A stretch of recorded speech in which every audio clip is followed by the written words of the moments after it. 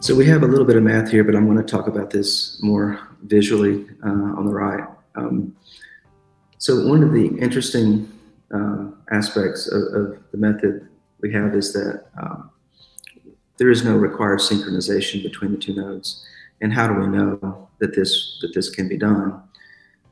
So when you look at the math for some shared state, any arbitrary 2-qubit shared state that you've then encoded with your error-corrected code. So the equation looks like this to the left. To the right, you can just imagine we have shared entanglement. And this shared entanglement has already been encoded with a QEC code that we want to use to protect it. So if you work out the math for what happens when you execute your stabilizer operations on Alice or on Bob or on Alice and Bob at the same time, because of the logical encoding we have here, it works out really nicely that it doesn't really matter. Any of these combinations still stabilize the logical state. This logical state is distributed.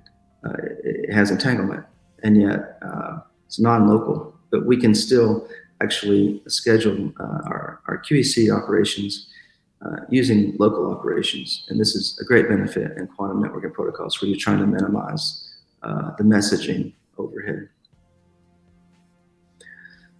So this slide shows an example of what the quantum circuits would look like with our representative 3-qubit code. So we see this on the left-hand side, a dashed blue line that represents our shared Bell state on 2 of the qubits. And then after entanglement is established, we go ahead and use some redundancy or auxiliary qubits to encode that into a larger state.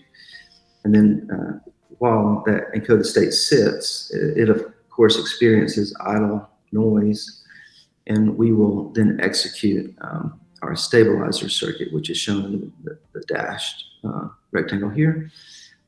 In this case, we're using 2 auxiliary qubits to control 2 stabilizers to detect errors at different points in the physical qubits comprising a logical state. And as we measure our auxiliary qubits, we get the error syndrome. That's what we call the measurement value of these auxiliary qubits here. And the error syndrome gives us an idea of where the errors happened. There are some ambiguities here, but generally it does give you information about where the error occurred.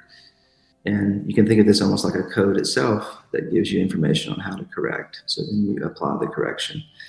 And if this wait were long enough, you may execute these QEC operations multiple times within a wait time. And then finally, before you use your entangled state, your shared state that you're trying to protect, you go ahead and decode it at the end.